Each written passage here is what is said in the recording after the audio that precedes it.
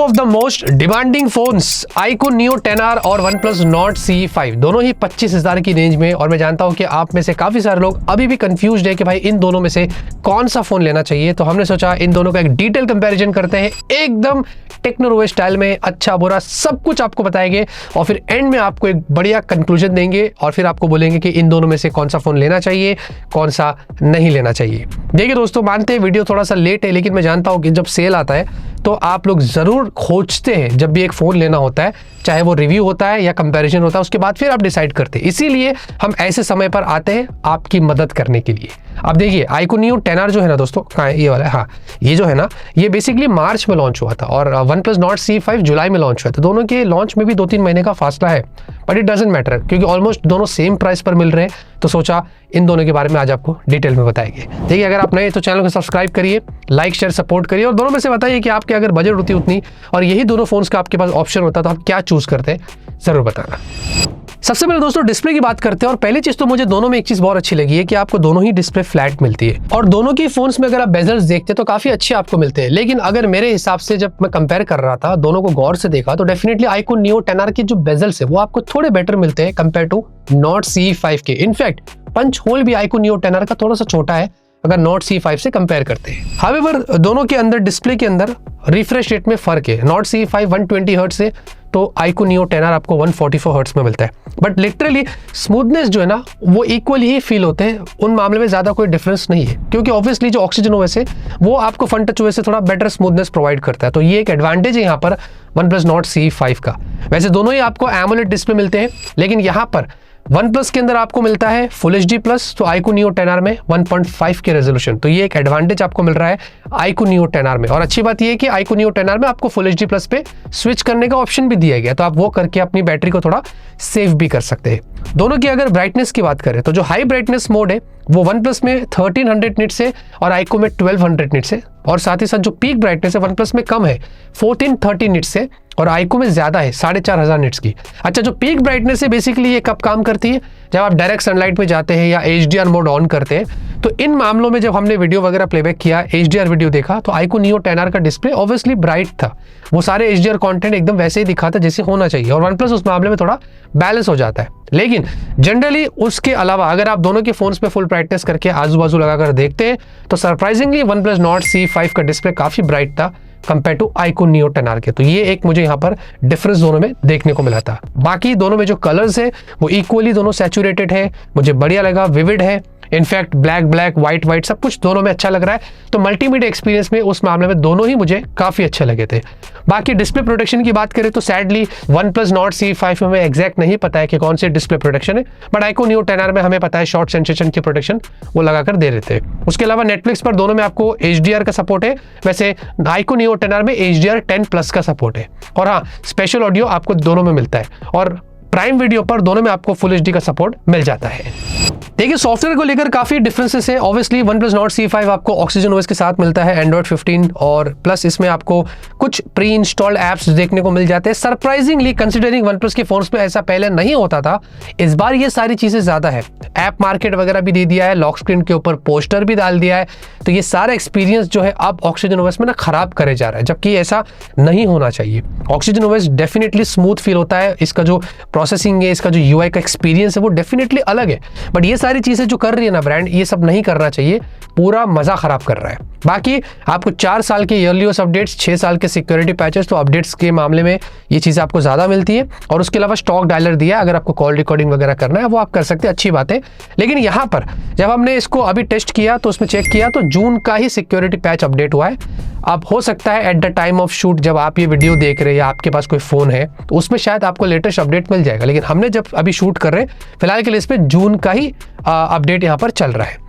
बाकी अगर iQOO Neo 10R की बात करें तो भाई देखिए, इसमें आपको Funtouch OS 15, Android 15, basically ये एक्सपीरियंस वैसा नहीं देगा जैसे कि Oxygen OS में आपको मिल रहा है। जो पहली तो चीज़ ये आपको UI में थोड़ा सा लैग जिटर ओकेजनली कभी कभी देखने को मिल जाएगा, तो ये एक एक्सपीरियंस थोड़ा सा वो ख़राब कर देता है। इसमें भी काफ़ी सारे आपको ब्लोटवेयर्स मिलते हैं, वी ऐप स्टोर, ये वो सब कुछ लगा रहेगा।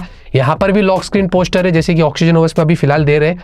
तो वो सारी चीज़ें तो एज ऑलवेज FunTouch OS में रहती है, वो आपको वहाँ पर मिल जाता है। इसमें वैसे स्टॉक डायलर दिया है, कॉल रिकॉर्डिंग वगैरह करना है वो आप कर सकते हैं, कोई इशू नहीं है। और हाँ, यहाँ पर अपडेट पॉलिसी जो है वो 3 साल की है और 4 साल के सिक्योरिटी पैचेस। लेकिन अच्छी बात यह है कि iQOO में अब जुलाई सिक्योरिटी पैच आ गया, तो ये चीज़ हमने यहाँ पर नोटिस किया है। अब यहाँ पर मैं आपसे पूछना चाहता हूँ, FunTouch OS, ऑक्सीजन ओएस, मुझे पता है आंसर सिंपल है, बट फिर भी कमेंट में जरूर बताएं। बैटरी में दोस्तों दोनों में काफ़ी आपको फ़र्क मिलता है, मतलब काफ़ी नहीं है वैसे देखा जाए तो। iQOO Neo 10R में 6400 mAh की बैटरी है और आपको साथ में 80 वॉट का अडेप्टर बॉक्स में मिल जाएगा।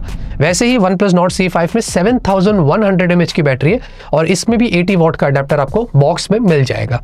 अच्छा, दोनों में अगर चार्जिंग की बात करें तो OnePlus Nord C5 बेसिकली आधे घंटे में लगभग 50% जो चार्ज हो जाता है और प्लस सवा घंटे में, मतलब सवा घंटे के अंदर ये फुल चार्ज हो जाता है, विच इज़ नॉट बैड क्योंकि बैटरी कैपेसिटी बड़ी है। iQOO Neo 10R की बात करें तो ये 27 मिनट के अंदर 27 मिनट्स में 50% चार्ज हो जाता है और 58 मिनट्स के आसपास फुल चार्ज हो जाता है। क्योंकि इसकी बैटरी कैपेसिटी थोड़ी कम है इसलिए थोड़ा जल्दी चार्ज होता है। अब दोनों की बैटरी ड्रेन टेस्ट की बात करें तो भाई देखिए, एक चीज़ मैं एकदम क्लियर कर देता हूँ, हमने ये जो भी टेस्ट किया है ना iQOO Neo 10R में, हमने डिफॉल्ट ही 1.5 के रेजोल्यूशन डिस्प्ले सेट करके किया था। फुल एचडी करके सेंस नहीं बनता है ना। हाउएवर मानते हैं कि OnePlus Nord C5 में फुल एचडी प्लस ही है, वो उसके ऊपर नहीं जा रहा है। स्टिल हमने टेस्ट करने के लिए, आपके नॉलेज के लिए, ताकि आपको सही लगे, क्योंकि बहुत सारे लोग 1.5 के में ही यूज़ करेंगे ना, फुल एचडी प्लस पे थोड़ी स्विच करेंगे, डिपेंड करता है। तो आपके नॉलेज के लिए हमने इसमें वैसे ही रखा 1.5 के, ठीक है। तो यहाँ पर जब हमने 4K ड्रेन टेस्ट किया यूट्यूब के ऊपर और ये लगभग हमने 10 घंटे किया था, तो OnePlus Nord C5 सिर्फ 47% के आसपास ड्रॉप हुआ था और iQOO Neo 10R around 51% drop हुआ। तो दोनों ही मुझे अच्छे लगे। इस मामले में फुल डे मल्टीमीडिया आपको एक्सपीरियंस दोनों में बहुत अच्छे से करने को मिलेगा। मिक्स्ड यूसेज की बात करें, जिसमें हम लोग गेम्स खेलते हैं, फ़ोन को पूरा दिन कंटिन्यूसली बिना स्लीप में डाले यूज़ करते हैं और दोनों में full brightness, full refresh rate, 4K video recording के साथ साथ उसके अंदर हम लोग बहुत सारे काम करते हैं। तो यहाँ पर दोस्तों हमने इसको लगभग दोपहर के 1:30 बजे दोनों को स्टार्ट किया था 100% चार्ज करके, और रात में 11:15 के आसपास iQOO Neo 10R जो है वो 99% ड्रॉप हो गया था। उस वक्त OnePlus Nord C5 11% रिमेनिंग थी और फिर 1 घंटे बाद वापस से जब हमने टेस्ट करना स्टार्ट किया तो OnePlus Nord C5 फिर लगभग 11:15 बजे के आसपास 1% हो गया था। यानी कि ऑन एवरेज इससे ऐसा पता चल रहा है कि OnePlus Nord C5 जो है ना वो 1 घंटा आपको बेटर बैटरी देता है compare to iQOO Neo 10R के। और दोनों ही इस मामले में अगर मैं जेन्युइनली कहूँ तो बहुत अच्छा काम कर रहे हैं। ऐसा नहीं है कि iQOO Neo 10R अच्छा नहीं है, क्योंकि इसमें 1.5 के रेजोल्यूशन डिस्प्ले पे हम टेस्ट कर रहे हैं और इसमें 6400 mAh की बैटरी है, तो भाई इसमें भी काम अच्छा किया गया है। हाँ, यहाँ पर ऑब्वियसली 7100 mAh की बैटरी तो और फुल एचडी प्लस है, तो वो तो ज़्यादा ही अच्छा चलेगा ना। तो ये एक चीज़ है जो मैं एकदम क्लियर करता हूँ, कभी भी रिव्यू में मैं धोखा नहीं देता हूँ, जो है सब कुछ सामने रखता हूँ। तो ये टेस्टिंग से ऐसा मैं एक चीज़ क्लियर कर सकता हूँ, दोनों ही फोन्स में बैटरी बहुत अच्छी है, 1 से 1.5 दिन का बैकअप आपको दोनों में आराम से मिल जाएगा। अब कैमरे को लेकर दोस्तों क्या ही बताऊं, वैसे जो प्राइमरी सेंसर है दोनों में आपको सेम मिलता है। मैं आपको थोड़ा बता देता हूं तो आपको समझेगा। जैसे कि दोनों में 50 मेगापिक्सल है, OnePlus में आपको LYT 600 है, तो iQOO Neo 10R में आपको IMX 882 है। लेकिन अगर आपको मैं जनरली बताऊं तो ये दोनों सेम सेंसर है, सिर्फ नेम का फर्क है, रीब्रांड होता है ना, वैसे ही यहाँ पर चीज़ें। तो ये चीज़ आपको मैं क्लियर कर रहा हूँ, दोनों में कोई डिफरेंस नहीं, सेंसर एकदम सेम है। हाँ, बट दोनों में आपको OIS मिल जाता है रियर में और अलग से अल्ट्रावाइड सेंसर भी दिया गया है। और दोनों में रियर में अच्छी बात ये है कि 4K 60 FPS पे आप वीडियोस शूट कर सकते हैं। सेल्फी में OnePlus जो है वो आपको 16 मेगापिक्सल दे रहा है, सोनी सेंसर है, और iQOO जो है वो 32 मेगापिक्सल दे रहा है। ये सेंसर एग्जैक्टली नहीं पता है सोनी है या सैमसंग है, लेकिन यहाँ पर OnePlus में सेल्फी में आपको फुल एचडी 60 FPS पर ही वीडियो मिलता है। तो iQOO Neo 10R में एक चीज़ अच्छी है कि प्राइस के हिसाब से उन्होंने 4K 30 FPS दे दिया है। बाकी दोस्तों अगर पिक्चर क्वालिटी की बात करें तो देखिए हमने 17 डिफरेंट कैटेगरीज में इनको टेस्ट किया है एज ऑलवेज।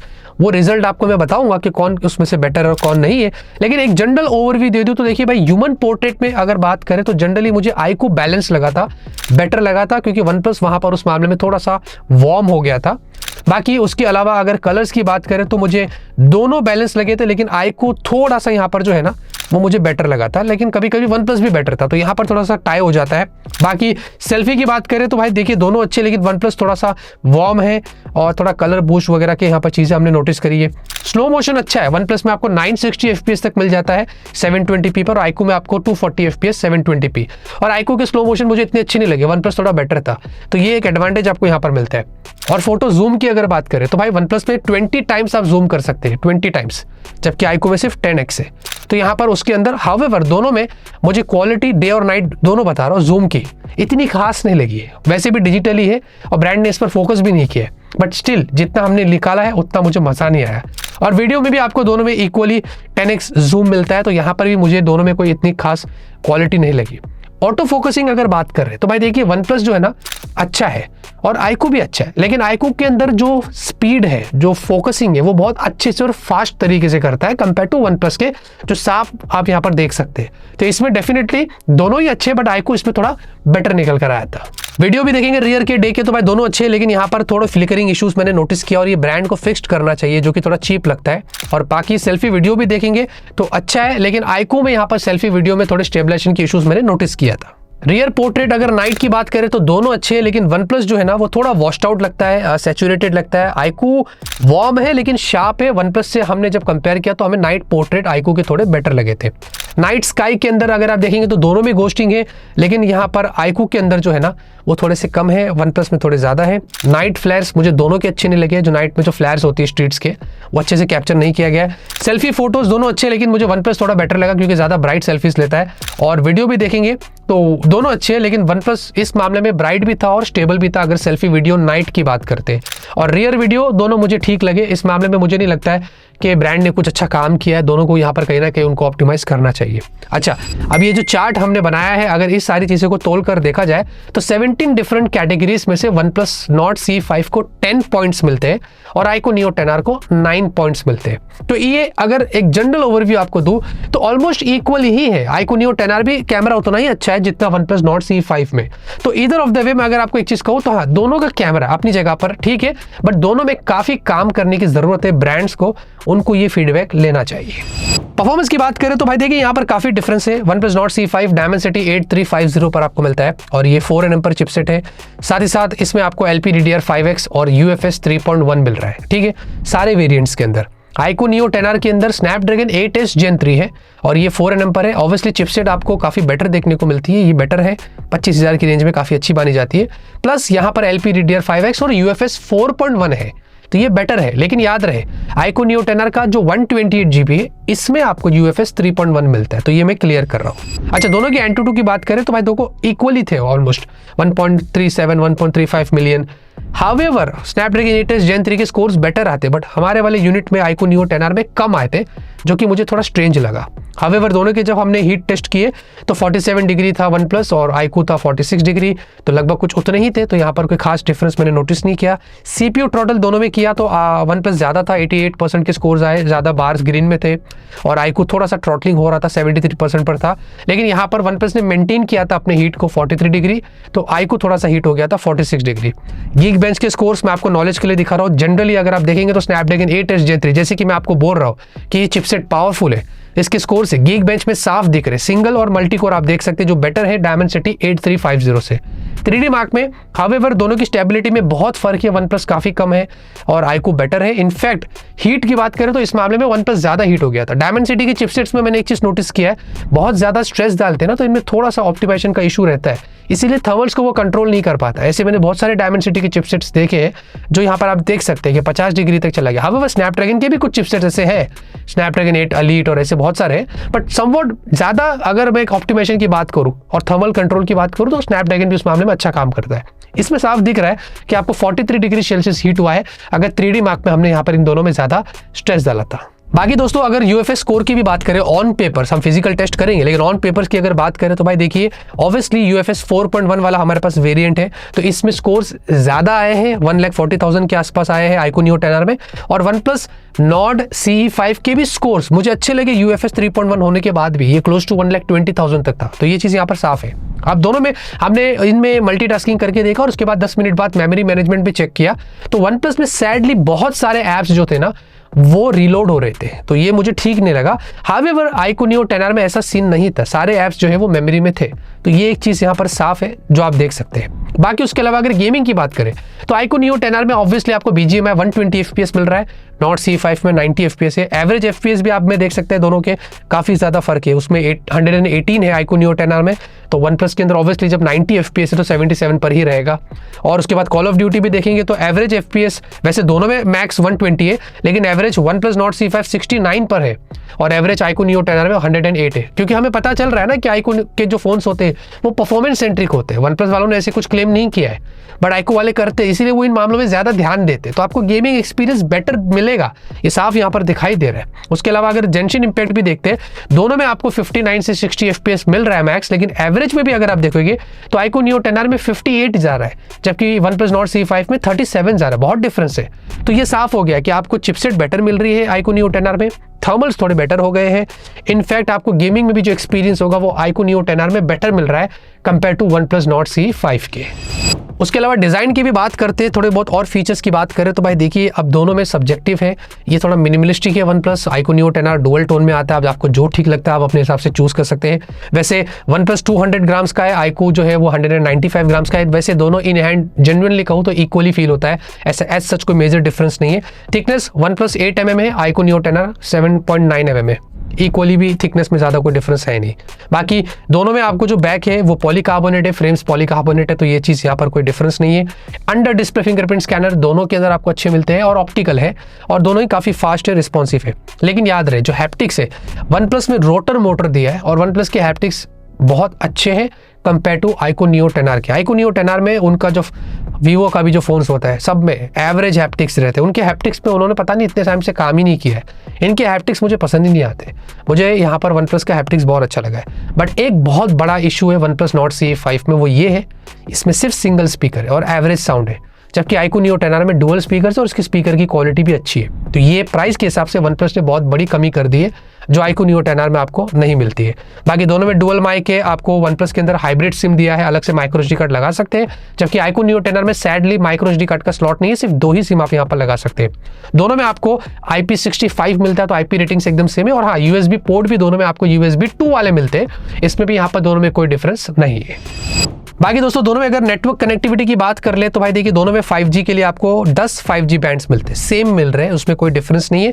ब्लूटूथ 5.4, Wi-Fi 6 ये भी दोनों में सेम है और सारे सेंसर्स दोनों में आपको दिए गए हैं। हावेवर 5G में हमने दोनों में सिम कार्ड लगाकर चेक किया, हमने नेटवर्क टेस्ट किया, कॉल क्वालिटी चेक किया, हमने स्पीड टेस्ट वगैरह करा, दोनों में हमने कोई डिफरेंस नहीं देखा है, इक्वली उस मामले में अच्छा काम कर लेते हैं।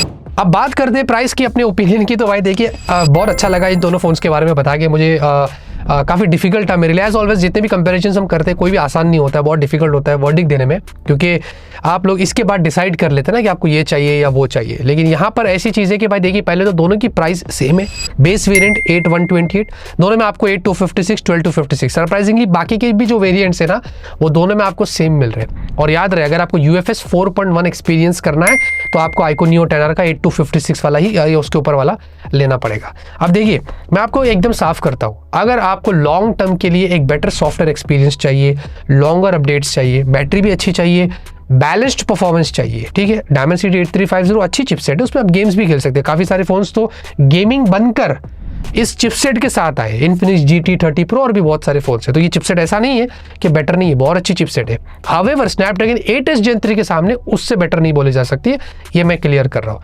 तो ये सारी अगर आपकी रिक्वायरमेंट है तो ऑब्वियसली OnePlus Nord CE5 काफ़ी अच्छा बैलेंस्ड पैकेज है, बट सिंगल स्पीकर है, काफ़ी सारे लोगों के लिए डील ब्रेकर हो सकता है, ये मैंने पहले ही बोल दिया है। लेकिन अगर आपको प्रायोरिटी बहुत ज़्यादा है गेमिंग की तो डेफिनेटली स्नैपड्रैगन 8s Gen 3 का जो iQOO Neo 10R में काम किया गया है, गेमिंग में जो हायर FPS मिल रहा है, जो स्टेबल फ्रेम रेट से, ये सारी चीज़ें दी गई है, तो ऑब्वियसली गेमिंग प्रायोरिटी अगर आपकी है तो iQOO Neo 10R उस प्राइस रेंज में एक अच्छा फ़ोन है। उसके अलावा भी बैटरी भी अच्छी है और बाकी सारी चीज़ें भी अच्छी है, अपार्ट फ्रॉम सॉफ्टवेयर, क्योंकि डेली लाइफ में सॉफ्टवेयर थोड़ा सा लैग जिटर करता है। फ्यूचर में होपफुली अगर ओरिजिन OS वगैरह कुछ आता है, मर्ज होता है, तो वो अलग बात है। तो मैंने रिक्वायरमेंट के हिसाब से ईदर ऑफ द फोन आपको रेकमेंड किया हो, और सेल के दौरान आपको तो पता ही है ईदर ऑफ द फोन 2 या 3 हज़ार के प्राइस पर और कम हो सकता है, जो भी सेल आएगा, तो वहां पर आप अपने हिसाब से डिसाइड कर सकते हैं। इतना है दोस्तों इस वीडियो के अंदर, लाइक शेयर सपोर्ट सब्सक्राइब करके रखिए, ऐसे कंपैरिजन रिव्यूज आपके लिए लाते रहेंगे, आपके कंफ्यूजन दूर करते रहेंगे। तब तक के लिए ऑलवेज कीप स्माइलिंग।